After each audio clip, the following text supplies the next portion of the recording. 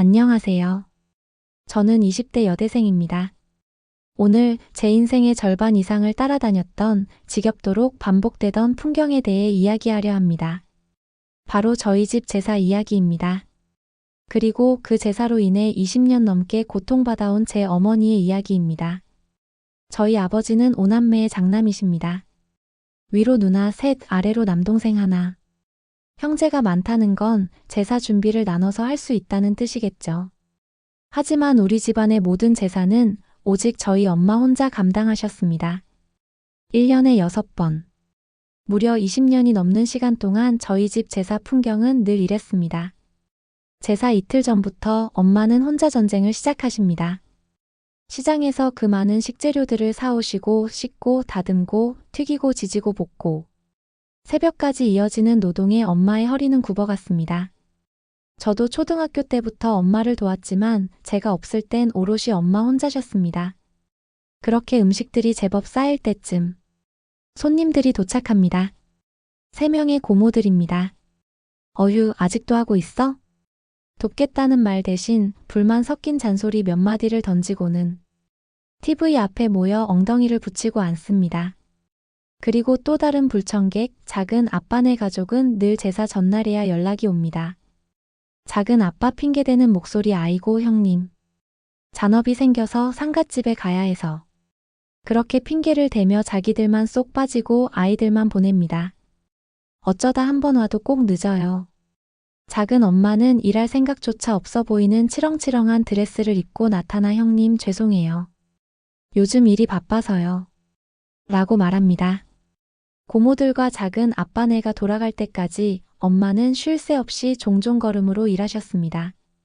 제사가 끝나면 온몸이 녹초가 되어 다음 날까지 알아누우셨죠. 하지만 저희에게는 눈곱만큼도 애정이 없는 그들이었습니다. 저희 부모님은 조카들에게 교복도 맞춰주고 용돈도 두둑이 챙겨주셨는데 말이죠.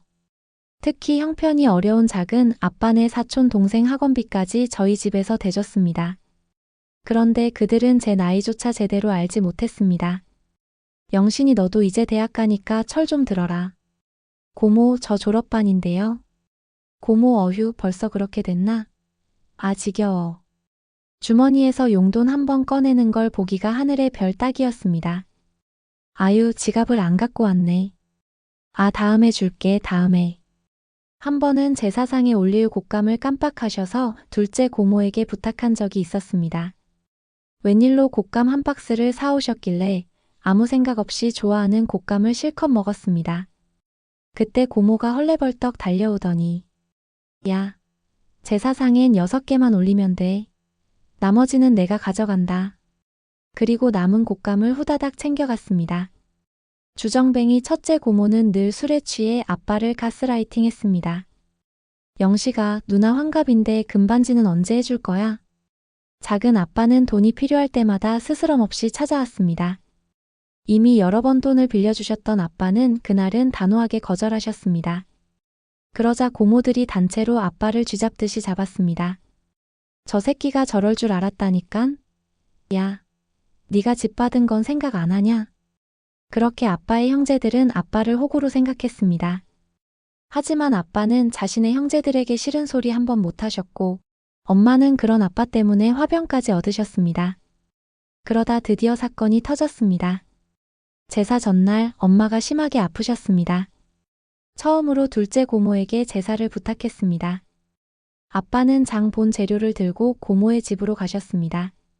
그런데 고모들은 아빠 앞에서 대놓고 엄마의 험담을 했습니다. 아이고, 잘난 올케님은 왜 하필 이날 아프실까? 어머니가 밥 먹다 숟가락 놓겠다.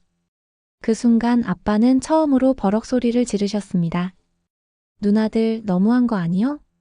우리 집사람 혼자 제사 다 지냈는데 고작 오늘 하루 못했다고 이래요? 뭐, 우리가 과일 사간 건 돈으로 안 치냐? 네가 집 받은 건 생각 안 하냐? 두 집안의 싸움은 결국 파국으로 치달았습니다. 앞으로 서로 죽은 셈 치고 삽시다. 그 이후로 저희 가족은 작은 아빠와 고모들과 더 이상 왕래하지 않습니다. 해방 그리고 또 다른 굴레. 저는 이제 엄마가 고생하는 걸 안 봐도 된다는 생각에 정말 좋았습니다. 엄마, 이제 아빠도 제사 지내지 말래. 엄마, 이제 해방이야. 하지만 엄마의 반응은 뜻밖이었습니다. 그래도 그게 아니지. 제사를 어떻게 안 지내니? 여자가 할 도리를 해야 나중에 할 말이 생기는 거야. 너도 시집가 보면 다 알게 돼 있어.